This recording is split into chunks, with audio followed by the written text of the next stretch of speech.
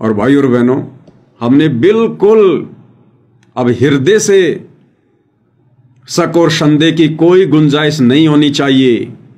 चाहे साक्षात काल ब्रह्म भी छल बल करके हमें इस भक्ति मार्ग से डगमग करने का प्रयास क्यों ना करे, गुरु को मानुष मनवाने का प्रयास क्यों ना करे, चाहे वो काल ब्रह्म स्वयं या अपने दूतों के माध्यम से।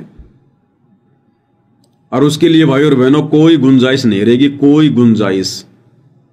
सारे संकेत गुरुदेव ने अपने सत्संगों में छुपा रखे हैं और अब समय आ गया तो परमेश्वर अपने सत्सेवक बच्चों को सद्बुद्धि देकर उनका धीरे धीरे खुलासा भी करवा रहे हैं।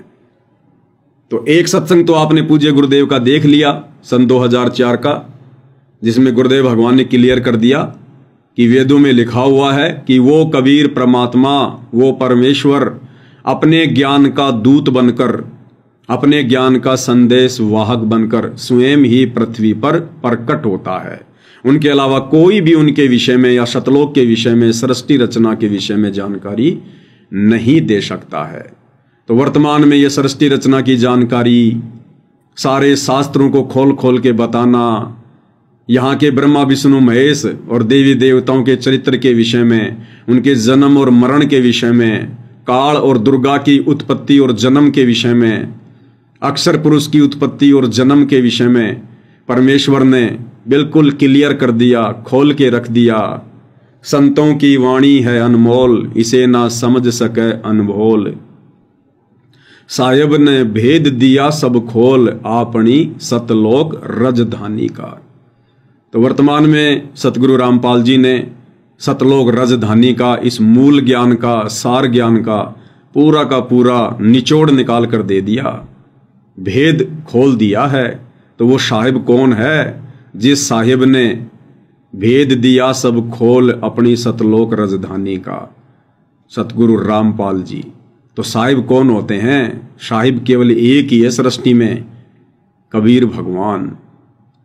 और इसके अलावा भाई और बहनों, एक सत्संग पूज्य गुरुदेव भगवान के मुख कमल से जो बिल्कुल क्लियर कर देंगे कि यदि धरती पर कोई कबीर है तो केवल सतगुरु रामपाल जी है। और हर युग में यही परमात्मा जिंदा महात्मा का रूप बनाकर आता है, गुरु रूप में जिंदा बाबा बनकर आते हैं ये परमात्मा। अन्य रूप धारण करके साधु संत महात्मा का आते हैं। इनके अलावा कोई भी नहीं है जो हमें काल लोक से निकालने की चेष्टा कर सकता है। क्योंकि गुरुदेव सत्संगों में बताते हैं कि बच्चों, अपनों का दर्द अपनों को होता है, अपनों का दर्द अपनों को होता है। तो ये हमारे अपने हैं, ये हमारी माँ भी है, हमारे पिता भी हैं, हमारे भाई बंधु रिश्तेदार वाला रोल भी यही परमात्मा करते हैं। तमेव माता च पिता तमेव, तमेव बंधु च सखा तमेव, तमेव विद्या च द्रविणम तमेव। विद्या यानी ज्ञान भी यही परमात्मा देते हैं, और द्रविणम यानी धन भी यही परमात्मा देता है। तो तमेव विद्या च द्रविणम तमेव, तमेव सर्व मम देव देव। और जितने भी देव हैं उनसे जो लाभ मिलता है वो लाभ भी यही परमात्मा देता है। देते हुए दिखाई वो देवता देते हैं, लेकिन उन देवताओं को भी यही परमेश्वर देते हैं हर आत्मा के हिस्से का। जिस प्रकार फैक्ट्री का मालिक गुप्त रहता है, वो बहुत ही कम समय के लिए फैक्ट्री में आता है, घंटा आध घंटा, और आकर सीधा ऑफिस में बैठ जाएगा और वहीं से अपनी गाड़ी में बैठकर वापस चला जाएगा। और जब मजदूरों को सैलरी देनी होती है तो वहां का मैनेजर सबको सैलरी बांटता है। वो मैनेजर अपनी जेब से नहीं देता किसी को 1 रुपया भी, वो तो खुद सैलरी पे काम करता है। वो मालिक उसको देकर जाता है और वो मैनेजर बांटता है। इसी प्रकार भाई और बहनों, तीनों लोकों में प्रवेश करके सबका धारण पोषण ये कबीर परमात्मा सतगुरु रामपाल जी भगवान करते हैं। लेकिन इन्होंने ब्रह्मा विष्णु महेश के माध्यम से एक सिस्टम बना रखा है, उस सिस्टम के माध्यम से ये अपना सारा कार्य करते हैं। तो यदि भाई और बहनों हमारी डायरेक्ट उस कबीर भगवान से अप्रोच हो जाए, यदि हम उनसे घुल मिल जाएं, हमारी उनसे दोस्ती हो जाए, तो कैसा हो? और वो उसी समय संभव होगी जब हम इनके विश्वास को जीतें, जब हम इनके विश्वास को जीत लें। और विश्वास को जीतने के लिए भाई और बहनों, हमने इनको हृदय से परमेश्वर मानना पड़ेगा, कबीर भगवान मानना पड़ेगा। तो एक छोटा सा सत्संग, ये सत्संग साबित करेगा कि सतगुरु रामपाल जी परमेश्वर कौन परम शक्ति हैं। हम इनको मानुष मानने की, कबीर जी का संदेश वाहक मानने की गलती अब इस कलयुग की पिछली पीढ़ी में कतई ना करें। इस सत्संग में गुरुदेव भगवान जिक्र कर रहे हैं कि आदरणीय गरीबदास जी के विषय को लेकर, जब सतगुरु रामपाल जी अर्थात कबीर परमात्मा एक जिंदा बाबा के रूप में आदरणीय गरीबदास जी को मिले, उसके बाद उनको सचखंड लेकर गए। रास्ते में उनको ब्रह्मा विष्णु महेश के लोक दिखाए, धर्मराय के पास लेकर गए, जो धर्मराज सबका अकाउंट करता, हिसाब किताब रखता है, ब्रह्मा विष्णु महेश का भी। और गुरुदेव भगवान ने बताया कि पुण्यात्माओं, जब तुम्हारा शरीर छूटेगा तुम्हें महसूस भी नहीं होगा कि तुम्हारी मृत्यु हो चुकी है। तुम तो आराम से रात्रि में सोओगे या दिन में सोओगे, और सौपन जैसा होगा कि जैसे हम गुरुजी के साथ में कहीं सत्संग में जा रहे हैं, आगे आगे गुरुदेव, पीछे पीछे हम, और उधर से घर वाले सोचेंगे ये मर गया मर गया मर गया। तो इस प्रकार से गुरुदेव भगवान अपने मर्यादित भगत का शरीर छुड़वाएंगे। ये पहचान होगी उस आत्मा की जो आत्मा सतलोक जाएगी, जिस आत्मा को महसूस भी नहीं होगा। परमात्मा रिंचक भर भी उस आत्मा को दर्द नहीं होने देंगे, कोई पीड़ा नहीं होने देंगे, उसकी हॉस्पिटल में मृत्यु नहीं होने देंगे, उसकी किसी बीमारी से या तड़प तड़प की मृत्यु नहीं होने देंगे, उस भगत की किसी एक्सीडेंट में मृत्यु नहीं होगी, लड़ाई झगड़े मार पिटाई में मृत्यु नहीं होगी। आराम से सोते सोते परमेश्वर उसकी आत्मा को निकाल कर ले जाएंगे। जैसे रात्रि को सोते समय हमें सौपन आते हैं, हमारा शरीर तो नीचे पड़ा होता है और हमारी आत्मा ऊपर ब्रह्मांडों की सैल करती रहती है, किसी दूसरे शहर में चली जाती है, नगर में चली जाती है, हम राजा बन जाते हैं, महाराजा बन जाते हैं, और शरीर हमारा कहीं पड़ा हुआ है। तो ऐसे परमेश्वर हमारी आत्मा को, शत भगत की आत्मा को, एक मर्यादित गुरु को परमात्मा मानकर भक्ति करने वाली आत्मा को परमेश्वर इस प्रकार से अपने साथ त्रिकुटी पर ले जाएंगे, ऊपर की यात्रा करवाएंगे। यह भी एक पहचान है कि उस भगत का मोक्ष हुआ या नहीं हुआ। बहुत सारे भाई बहन एक वीडियो भेज देते हैं नादानी में, जब दास ये बात कहता है कि भाई अभी तक तो किसी का मोक्ष हुआ नहीं है, ना सतयुग में किसी का मोक्ष हुआ, ना त्रेता में किसी का मोक्ष हुआ, ना द्वापर में किसी का मोक्ष हुआ, ना कलयुग की प्रथम पीढ़ी में किसी का मोक्ष हुआ। कलयुग की प्रथम पीढ़ी के विषय में तो गुरुदेव ने बिल्कुल क्लियर ही कर रखा कि 64 के 64 लाख फैल हो गए। और ना ही सन 1994 से, और आज कितनी तारीख है भाई और बहनों, देख लो, आज 19 सितंबर है या 20 सितंबर है 2025, आज की डेट तक भी सतयुग से लेकर आज 19 या 20 सितंबर 2025 तक भी किसी का मोक्ष नहीं हुआ है, क्योंकि अभी तक गुरुदेव भगवान ने उस सार शब्द की किसी आत्मा के ऊपर दया बख्शी नहीं है। अभी तक भी एक भी प्राणी सतगुरु रामपाल जी की संगत में पूर्ण मोक्ष प्राप्ति के योग्य हुआ ही नहीं है। योग्य करने के लिए तो साध संगतियां गुरुदेव भगवान ने शुरू करवाई हैं, ये ट्रेनिंग सेंटर हैं। अब आत्माएं निकलेंगी अपने गुरु को पहचान कर, सतलोक की अपने हृदय में वो तड़प बनाकर, वो कशक बनाकर। तो बहुत सारे भगत भाई बहन कह देते हैं कि भाई ये पवनदास कहता है कि सतगुरु रामपाल जी के माता पिता का भी मोक्ष नहीं हुआ है, गुरु जी के माता पिता का भी मोक्ष नहीं हुआ है। भाई बिल्कुल नहीं हुआ है। सतगुरु रामपाल जी परमेश्वर जी के कलयुगी माता पिता का भी मोक्ष नहीं हुआ है। मोक्ष इतना आसान थोड़ी है, कोई बरवाड़े का बस अड्डा थोड़ी है जो मोक्ष इतनी आसानी से हो जाएगा। बहुत सारे भाई दास को एक वीडियो भेजते हैं विशेष संदेश वाला, जिसमें गुरुदेव भगवान कहते हैं कि माँ तो चिंता ना कर, अब की बार तेरे को ठेठ शतलोक छोड़ के आऊंगा, चिंता ना कर, विमान में बैठकर लेकर जाऊंगा। भाई और बहनों, ये तो परमेश्वर की अपनी मौज है, वो विमान में ले जाएंगे या किस चीज में बैठा कर ले जाएंगे। लेकिन जहां बात आती है मोक्ष की, तो भाई मोक्ष अभी तक सतगुरु रामपाल जी परमेश्वर जी के मुंह बोले माता पिता का नहीं हुआ है, क्योंकि उन्होंने हृदय से और ज्ञान को आधार बनाकर कभी भी परमपिता परमेश्वर सतगुरु रामपाल जी भगवान को भगवान की दृष्टि से देखा ही नहीं।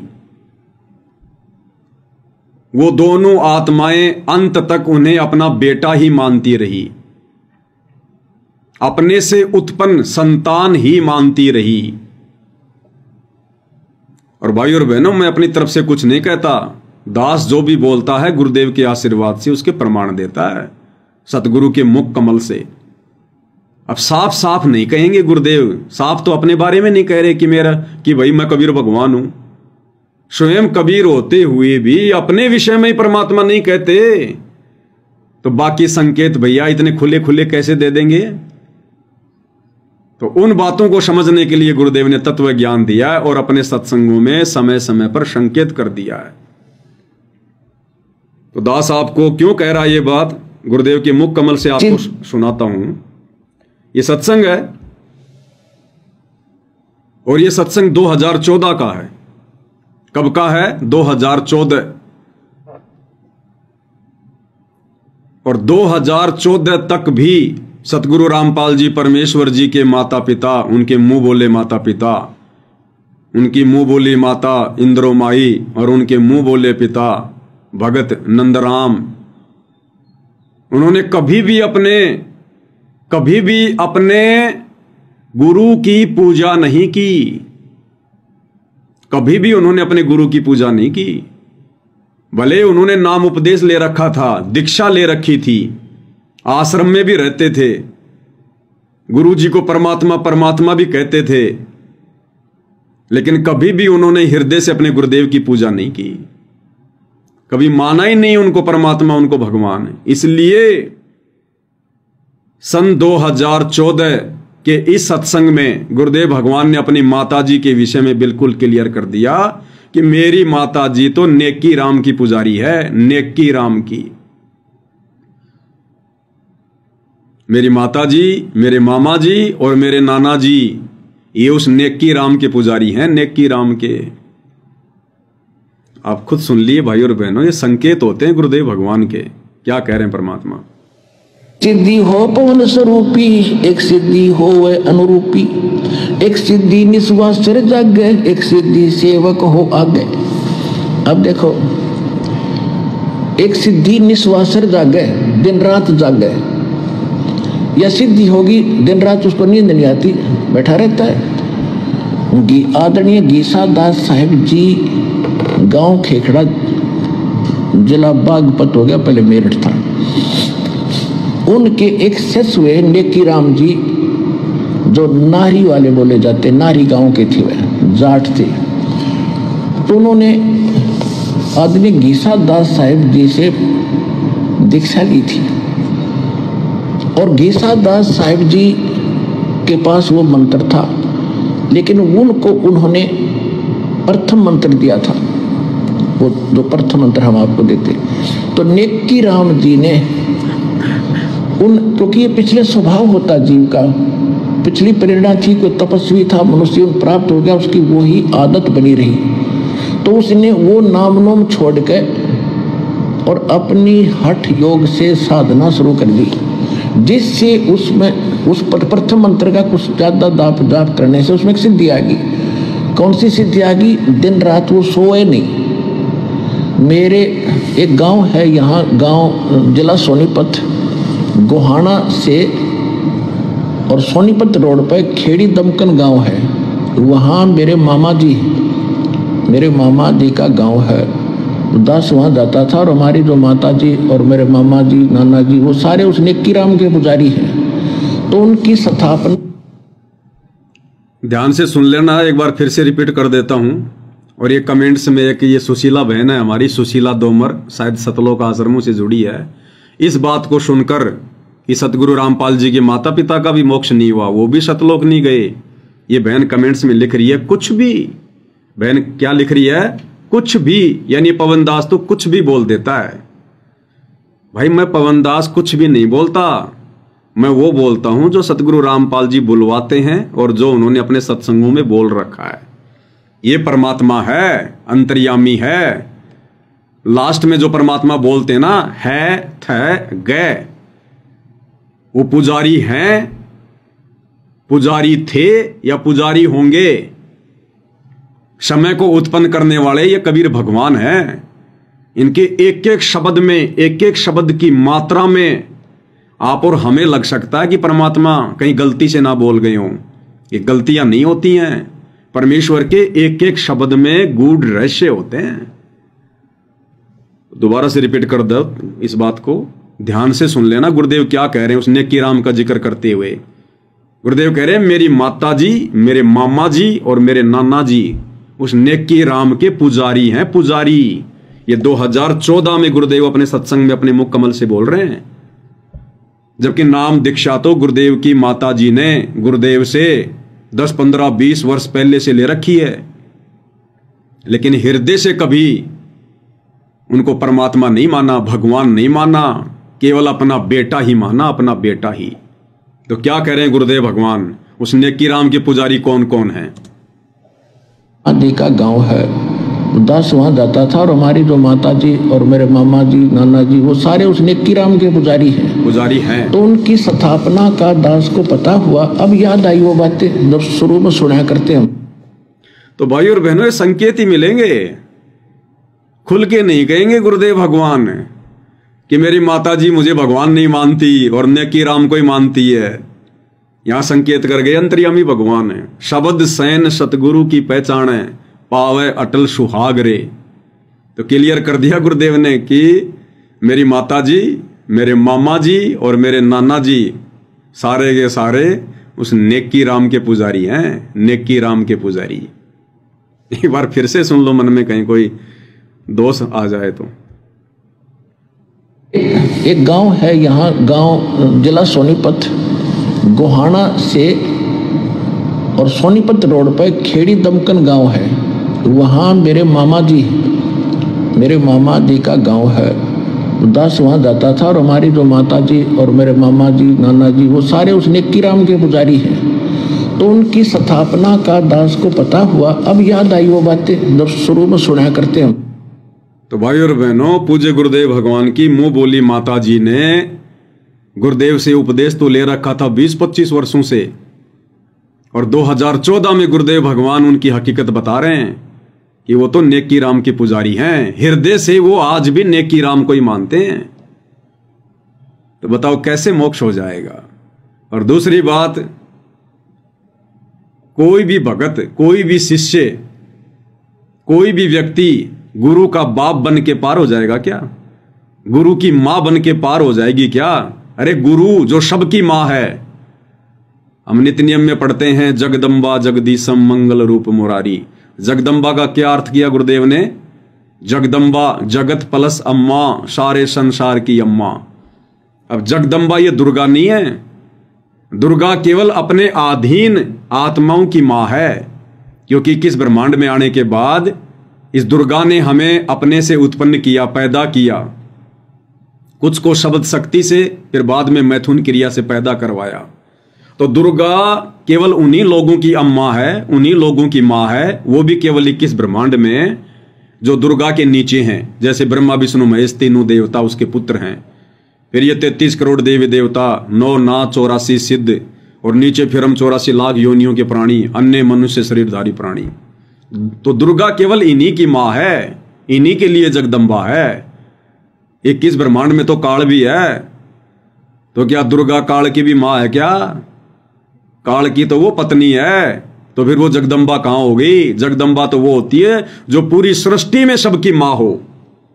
तो असल में जगदम्बा कौन? सतगुरु रामपाल जी भगवान, ये कबीर परमात्मा, जिन्होंने सबको उत्पन्न किया, सभी आत्माओं को उत्पन्न किया, ये है असल में जगदम्बा।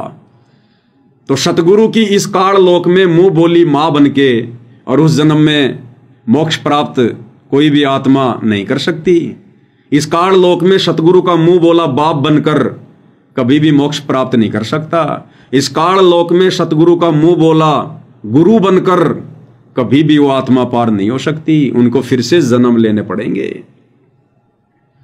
और यहां तो गुरुदेव ने बिल्कुल क्लियर ही कर दिया कि मेरी माता जी, मेरे मामा जी और मेरे नाना जी ये उस नेकी राम के पुजारी हैं। 2014 में कह रहे हैं गुरुदेव कि नेकी राम के पुजारी हैं। तो भाई और बहनों, जिसने 2014 तक और सतगुरु रामपाल जी को परमेश्वर मानकर उनकी पूजा नहीं की, फिर भला उनके हिसार जेल जाने के बाद कौन उसको भगवान मान लेगा, कौन उनको परमात्मा मान लेगा। हाँ, अगर वो आत्मा सात संगति से जुड़ी होती, सौभाग्य से अगर उसका सौभाग्य होता और वो इंद्रो देवी अगर साध संगति से जुड़ जाती ज्ञान को आधार बनाकर, और जो भक्ति क्रिया सत्सेवक भाई बहन करें, यदि वो सारी भक्ति क्रिया करती और फिर यदि उसका शरीर छूटता और वो भी उस विधि से जो विधि गुरुदेव ने बताई, बिल्कुल सोते सोते पता भी नहीं चलेगा, तब हम मानते कि हाँ वो आत्मा सतलोक गई होगी। जबकि सतगुरु रामपाल जी परमेश्वर जी की मुंह बोली माता जी का अंतिम समय, अंतिम जो उनका जो टाइम था वो हॉस्पिटल में गुजरा। हॉस्पिटल में वो बीमार थी, चाहे उनको बुखार हो चाहे कुछ भी हो, अंतिम समय में वो हॉस्पिटल में थी। तो भाई हॉस्पिटल में यदि किसी भगत का शरीर छूट रहा है, सतलोक जाने के सौपन लो सौपन। जो विधि गुरुदेव ने बताई है, जो अभी आप सुनने वाले हैं गुरुदेव भगवान के मुख कमल से, कि आत्माओं आपको तो पता भी नहीं चलेगा, पता भी घर वाले सोचेंगे यो मर गया और तुम्हें परमात्मा ऐसे निकाल के ले जाएंगे। और जब तुम शरीर छोड़ोगे तो एज इट इज इस भक्ति की शक्ति से हमारा नया शरीर बन चुका होगा, और उस शरीर पर ऐसे कपड़े होंगे जो कपड़े पहनकर हम रात को सो रहे होंगे। जिस दिन हमारा शरीर छूटेगा उस दिन हमने जो भी वस्त्र पहन रखे होंगे वो वस्त्र एज इट इज उस दूसरे शरीर के ऊपर, सूक्ष्म शरीर के ऊपर जो सतगुरु की सत भक्ति से तैयार हो चुका होगा, एज इट इज वही कपड़े होंगे। शर्ट पैंट चौड़ा पजामा कुर्ता जो भी है माता बहनों का या भाइयों का, एज इट इज वही कपड़े होंगे उस शरीर पर। और उन्हीं कपड़ों में, उसी शरीर में, एज इट इज शरीर में, सूक्ष्म शरीर में, भक्ति युक्त शरीर में सतगुरु उस आत्मा को फिर धर्मराज के दरबार में लेके जाएंगे, उसका अकाउंट करवाएंगे, हिसाब किताब करवाएंगे। और आगे फिर गुरुदेव भगवान क्या बता रहे हैं, फिर अपने विषय में खुल के नहीं, संकेतों में। और संकेत समझाने के लिए गुरुदेव ने इस कुत्ते पे थोड़ी सी दया बख्श दी है, जो आप भाई बहनों को समझा देंगे। तो सर्वप्रथम सुनिए कि आत्मा का शरीर कैसे छूटेगा। सिद्धि हो पवन स्वरूपी, एक सिद्धि हो वह अनुरूपी। अब जैसे यहां आपको बुलाकर ये ज्ञान सुना के आपसे एक रिहर्सल कराई जाती है कि जैसे आप यहां गुरुजी के प्रति व्यवहार भाव रखते हो, तो यही आपका, जैसे यहां से चलोगे जब सौपन सा होगा, आपको नहीं लगेगी हमारी मृत्यु होगी या हमें कोई परेशानी हुई या नहीं। आप तो आसानी से जाओगे, जैसे कहीं सत्संग में जा रहे हैं और यहाँ लोग समझे ये मर गया, शरीर छोड़ा है, तो एक जैसे सर्प कांचली छोड़ जाता ऊपर से, वह कैंचली छोड़ दिया आपने। ओरिजिनल बॉडी आपकी और न्यारी है, इसके अंदर सूक्ष्म शरीर, और उसके अंदर भक्ति प्रभाव से as it is ditto copy हो जाती है इसकी, एज इट इज। यही वस्त्र आप पर बने रहेंगे जो आप डेली पहना करते थे, और एज इट इज वो कॉपी हो जाएगी। ये जैसे सर्प की कांचली सर्प जैसी ही होती है।